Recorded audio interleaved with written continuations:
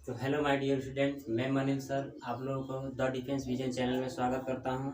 आशा होगा आप सब खुशी मंगल से होंगे। आज हम लोग पढ़ने वाले वेव ऑप्टिक्स। हमने रे ऑप्टिक्स पहले ही पढ़ा चुके हैं और आज हम लोग पढ़ने वाले हैं वेव ऑप्टिक्स। वेव ऑप्टिक्स में हम लोग को पढ़ना है कि प्रकाश आखिर वेव है कि कण है कि क्या है। देखिए, तो स्टार्ट करते हैं। पहले ये मान्यता थी कि प्रकाश कण है, वेव है। बहुत सारी घटनाएं इस पे चलती रही कि वेव है कि कण है, वहीं चलती रही कि ये क्या है क्या नहीं है। लेकिन आज आज आप जानते हैं कि प्रकाश वेव भी है, कण भी है, जिसे हम कहते हैं विद्युत चुम्बकीय तरंग। ठीक है ना, विद्युत इलेक्ट्रोमैग्नेटिक वेव। लेकिन पहले क्या क्या बताया गया उसी के बारे में हम लोग पढ़ेंगे। ठीक है, तो सबसे फर्स्ट वाले वैज्ञानिक का नाम आता है, सबसे पहले वैज्ञानिक जो न्यूटन थे, इसे हम कहते हैं न्यूटन कार्सकुलर थ्योरी। ठीक है, इसने कहा न्यूटन का कणिका सिद्धांत। देखिए, ये क्या कहा कि प्रकाश जो है ना कण है। ठीक है, और ये जो प्रकाश कण है और ये सभी दिशाओं में समान रूप से सीधी रेखा में गमन करती है। तो हम पहला पॉइंट वैसे ही लिख दिए पहले से ही। देखिए, कणिकाएं प्रकाश के वेग से सभी दिशाओं में सरल रेखा से गमन करती है और भिन्न भिन्न रंगों का प्रकार प्रकाश कणिकाओं के भिन्न भिन्न आकारों के कारण होता है। इसका कहने का मतलब है जैसे कि विबजियोर आपका होता है। ठीक है, विबजियोर होता है violet, indigo, blue, green, yellow, orange, red. ये होता है ना 7 रंग। ये कहा कि ये जो 7 रंग जो होते हैं ये इनके आकार के कारण होता है। जैसे मान लेते हैं कि एक लाइट है, ठीक है ना, ये एक लाइट है, इससे प्रकाश इमिट हो रही है, निकल रही है। तो जब प्रकाश निकल रही है तो ये कहता है कि ये कण के रूप में ऐसे ऐसे छोटे छोटे कणों के रूप में ऐसे ऐसे करके सीधी रेखा में ऐसे गमन करके निकलती है। और अलग अलग हमको लाइट दिखाई देती है। जैसे किसी लाइट का ब्लू, ग्रीन, व्हाइट ये सब जलती है कि नहीं, हमको कोई भी चीज दिखाई देता है। तो ये न्यूटन ने बताया कि ये जो लाइट का जो कलर है वो इन कणों के आकार के कारण होता है, जबकि ऐसा कुछ नहीं होता है। आगे चल के इसकी मान्यता भी देखेंगे। ठीक है, अगला जो पॉइंट कहता है कि प्रकाश का वेग सघन माध्यम में ज्यादा होता है तथा विरल माध्यम में कम होता है। सघन माध्यम को डेंसर मीडियम और इसको रेयर मीडियम कहते हैं। इसने का मान लेते हैं कि 2 मीडियम मान लें, एक हवा मान लें और एक कोई चीज, ठीक है ना, पानी मान लें। तो इसने कहा ना कि प्रकाश का जो वेग होगा वो पानी में अधिक होगा, इसमें और हवा में क्या होगा, कम होगा। क्यों? क्योंकि कहा कि प्रकाश जब इसमें आती है, प्रकाश के जो कण ऐसे ऐसे करके आते हैं तो पानी प्रकाश के कणों को क्या करती है, खींचना चालू कर देती है, आकर्षण चालू करती है, और इसमें आते हैं इसका वेग क्या हो जाता है, बढ़ जाता है। इसने ऐसे बताया। जबकि आप जानते हैं कि प्रकाश का वेग किस में ज्यादा होता है, हवा में ज्यादा होता है। जिसके आगे चल के वैज्ञानिक आएंगे हाइगेंस, वो बताएंगे कैसे क्या का हुआ। ठीक है, अच्छा, इसके नियम को काटना बहुत असंभव था क्योंकि न्यूटन का चर्चा फिजिक्स में काफी है। तो ये इसके बाद ही मतलब एक वैज्ञानिक है, ठीक है ना, हाइगेंस, वो आकर ये नियम अपना दे दिए। अच्छा, ये नियम अपना दिए थे 1665 ईस्वी में। ठीक है, सॉरी 1675 ईस्वी में। और अगला वाला जो वैज्ञानिक है 3 साल बाद इस अपना नियम दिया हाइगेंस, और हाइगेंस ने बताया था कि वो जो ये कण नहीं है वो वेव है, ये बताया था। तभी उसके बाद को कोई नहीं मानता था क्योंकि न्यूटन का फिजिक्स की दुनिया में काफी दबदबा था। ठीक है, इतना हो गया। तो ये अब इसका अमान्यता देखेंगे कि क्या क्या इसकी अमान्यताएं थी। ठीक है, इसे मिटा देते हैं, नोट कर लीजिएगा।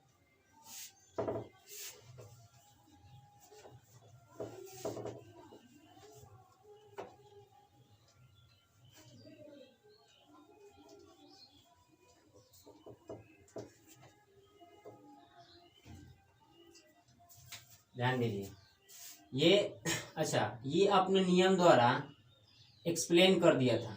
ठीक है ना, क्या क्या एक्सप्लेन किया था, थोड़ा सा उसको देख लेते हैं। एक्सप्लेन कर दिया था ये पहला, रिफ्लेक्शन ऑफ लाइट।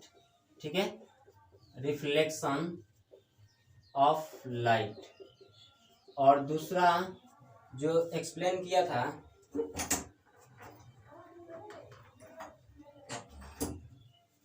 ठीक है, दूसरा जो किया था refraction of light, refraction of light.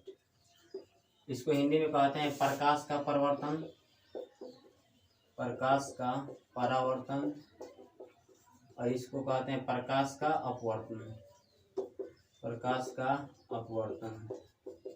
ठीक है, ये इन्हीं दो नियमों को क्या किया, एक्सप्लेन कर पाया। और नियमों को एक्सप्लेन है, जैसे हम लिख देते हैं can not explain, can not explain. ठीक है, मतलब इसका अमान्यता का कारण समझ सकते हैं एक तरह से, मतलब ये एक्सप्लेन नहीं कर पाया था, अमान्यता। ठीक है, अमान्यता इसको क्या लिए दे दिएगा। ये आपने नियम में जैसे ये बताया कि प्रकाश कौन है, तो कौन के बिहाफ से सिर्फ रिफ्लेक्शन ऑफ लाइट को सिद्ध किया गया और रिफ्रैक्शन ऑफ लाइट को सिद्ध किया गया। इसके बाद जो भी जैसे कि इंटरफेरेंस है, इंटरफेरेंस है, ठीक है, व्यतिकरण और सब है, हम लिख देते हैं इंटरफेरेंस हो गया। ठीक है, पोलराइजेशन, पोलराइजेशन जिसको बोलते हैं ध्रुवण, और है डिफ्रैक्शन,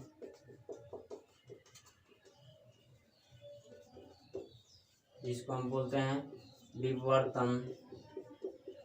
ठीक है, ये सारी जो नियम है, इंटरफेरेंस, ध्रुवण हो गया, विवर्तन हो गया, ये सारे नियमों को ये क्या कर पाया, एक्सप्लेन नहीं कर पाया, इसलिए इसकी मान्यता क्या हो गई, गलत हो गई। ठीक है, जब प्रकाश है तो सारी नियमों की व्याख्या कर देना चाहिए। प्रकाश कौन है वो अपने ही यहाँ पर मान के बताया था, तो जो भी है उसको नियमों की व्याख्या कर देना चाहिए, लेकिन ये नहीं हो पाया। अच्छा, ये कहा था कि प्रकाश जो है कण है, तो प्रकाश, अच्छा कण है तो वो किसी भी चीज से जब कण निकल रही है, सूरज का ही प्रकाश है तो उससे अगर कण निकल रही है तो एक ना एक दिन उस पर मतलब खत्म हो जाना चाहिए, जबकि तो ऐसा नहीं है, रोज का रोज सुबह होता है, फिर रात होता है, फिर सुबह होता है, फिर उसी टाइम से वैसे ही चलता रहता है। तो इसकी मान्यता क्या थी, कण के बिहार पर इसकी ये मान्यता गलत हुई, और जो ये भी सिद्ध नहीं कर पाया। बहुत सारी प्रकाश की घटनाएं हैं जो ये जो सिद्ध नहीं कर पाया, सिर्फ दो ही घटना, रिफ्लेक्शन और रिफ्लेक्शन को ये सिद्ध कर पाया। ठीक है, अब देखते हैं। अच्छा, इसको जो सिद्ध किया 1850 ईस्वी में एक वैज्ञानिक है फोको, जिसको हम फोको नामक वैज्ञानिक है, ये अपने नियम से सिद्ध किया ना कि हाँ प्रकाश विद्युत चुम्बकीय तरंग है। ठीक है ना, आगे चलकर इसको पढ़ना है, लेकिन इसके बाद हम देख लेते हैं हाइगेंस थ्योरी। ये हो गया, इसे मिटा देते हैं।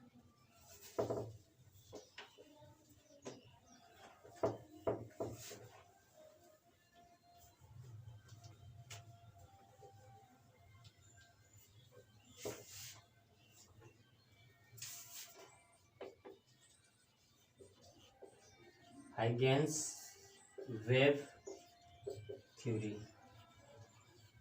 ठीक है,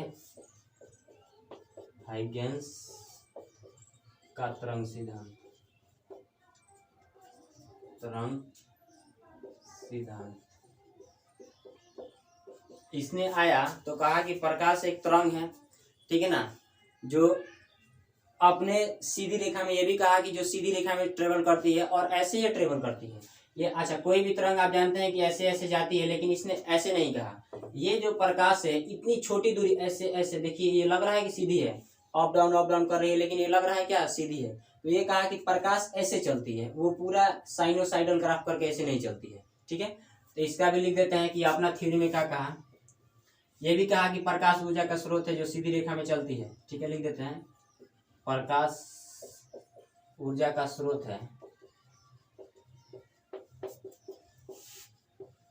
ठीक है, जो सीधी रेखा में चलती है, जो हमेशा मतलब सीधी रेखा में चलती है। ये न्यूटन का ही नियम थोड़ा सा है, ये बता दिया, इसे कोई बात नहीं, अपना अपना नियम अपने अपने जगह है। और दूसरा ये कहा, देखिए ये देखिए, ये कण नहीं कहा, प्रकाश को अब क्या कहा, ये तरंग है। ये कण नहीं कहा, प्रकाश को क्या कहा, तरंग है। और वो कौन सा तरंग बताया कि प्रकाश एक यांत्रिक तरंग है, प्रकाश यांत्रिक तरंग है, मैकेनिकल वेव, यांत्रिक तरंग। ठीक है, जिसको इंग्लिश में कहते हैं मैकेनिकल वेव।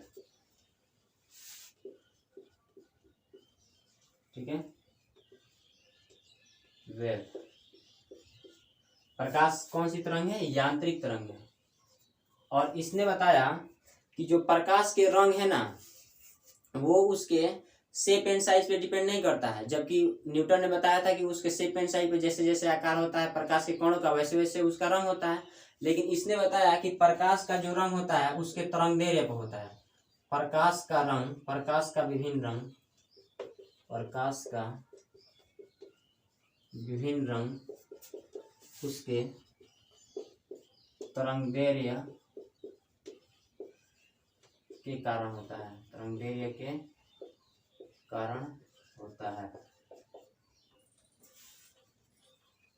ठीक है, प्रकाश का जो रंग है उसके तरंग, ये सत्य बात है कि प्रकाश का जो रंग है उसके तरंगदैर्घ्य के ही कारण होता है और आवृत्ति के कारण। आप भी आज जान जाइए कि प्रकाश का जितने भी विबजियोर अभी हम पीछे बताए हैं उसका जो रंग है जो भी डिसाइड हुआ है वो उसका तरंगदैर्घ्य है और उसकी आवृत्ति के ही कारण है। जैसे आप सुने होंगे कि लाल रंग के सिग्नल में लाल रंग का उपयोग क्यों किया जाता है, तो उसका तरंगदैर्घ्य अधिक होता है। तो आपको कैसे डिसाइड हुआ कि लाल रंग क्यों? क्योंकि उसका तरंगदैर्घ्य अधिक है, तभी अलग है, तभी आप उसको पहचान पाए हैं, है कि नहीं। तो अब अगला जो बात कहा प्रकाश एक में, अच्छा इसके द्वारा जो सिद्ध किया गया लिख देते हैं, इसके द्वारा इंटरफेरेंस, ये अपने द्वारा सिद्ध कर दिया, इंटरफेरेंस, डिफ्रैक्शन, डिफ्रैक्शन, ठीक है, पोलराइजेशन और रिफ्लेक्शन, ठीक है, और रिफ्रैक्शन, ये सारे नियमों को सिद्ध कर पाया। बट ये देखिए, इसको इंटरफेरेंस, व्यतिकरण, डिफ्रैक्शन विवर्तन और पोलराइजेशन ध्रुवण, रिफ्लेक्शन परावर्तन और रिफ्रैक्शन अपवर्तन के नियमों को सिद्ध कर पाया। ठीक है ना, ठीक, सॉरी फॉर दैट, पोलराइजेशन ये यहाँ पर नहीं रहेगा। ठीक है, ये देखिए इंटरफेरेंस, डिफ्रैक्शन, रिफ्लेक्शन और रिफ्रैक्शन के नियमों को सिद्ध कर पाया, लेकिन पोलराइजेशन के नियमों को सिद्ध नहीं कर पाया। पोलराइजेशन के नियमों को ये सिद्ध नहीं कर पाया। इसको हम हिंदी में कह सकते हैं ध्रुवण। इसको हिंदी में क्या कह सकते हैं? ध्रुवण के नियमों को ये सिद्ध नहीं कर पाया, इसलिए इसकी मान्यता क्या हो गई? गलत हो गई। और एक और बताया था कि प्रकाश जो होती है ना, कहा था कि ये चारों ओर हमारे जो वायुमंडल है, ये वायुमंडल ईथर है, इसको ये जो रिजिड है मतलब प्रत्यास्थ है, ठीक है ना, इलास्टिक है और रिजिड है। इसने कहा था कि अब ये वैज्ञानिकों ने जब इससे पूछा कि चारों तरफ ईथर है और ये कहा था कि प्रकाश को चलने के लिए माध्यम की आवश्यकता होती है, लिख देते हैं, प्रकाश को चलने के लिए, इसने कहा था प्रकाश को चलने के लिए माध्यम की आवश्यकता होती है, माध्यम की आवश्यकता होती है।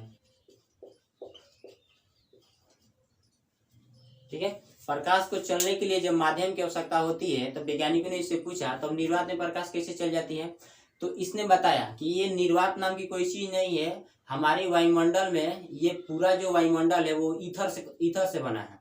ठीक है, और ईथर को इसने आगे चलकर एक्सप्लेन नहीं कर पाया, इसलिए इसकी मान्यता क्या हो गई? गलत हो गई। क्या हो गई? गलत हो गई। इस तरह से हमने हाइगेंस थ्योरी, और ये हाइगेंस थ्योरी हम बताए हैं कि 1678 ईस्वी में आई थी। कितने ईस्वी में आई थी? 1678 ईस्वी में। ये समझाते रह गया, लेकिन न्यूटन का इतना दबदबा था कि इसकी बात को कोई नहीं समझ पाया। ठीक है ना, ये बहुत पहले ही आ चुका था, लेकिन ये मतलब कोई मानने पर तैयार नहीं था कि प्रकाश तरंग है। तो आप आगे चलकर पढ़े हैं कि प्रकाश विद्युत चुम्बकीय तरंग है, ये मत समझिए कि प्रकाश एक तरंग है। इसके अनुसार यांत्रिक तरंग कहने का मतलब ये प्रकाश क्या है? अनुदैर्घ्य तरंग है। प्रकाश क्या है? अनुदैर्घ्य तरंग। किसके अनुसार? तो हाइगेंस के अनुसार। आपसे पूछेगा कि प्रकाश हाइगेंस के अनुसार क्या है? विद्युत चुम्बकीय तरंग है, यांत्रिक तरंग है, अनुप्रस्थ है, नॉन ऑफ दी। तो आप बताइए कि यांत्रिक तरंग भी है और अनुदैर्घ्य है, जबकि अनुप्रस्थ तरंग नहीं है। ठीक है, आज के लिए इतना ही रहने देते हैं। जय हिंद, जय भारत।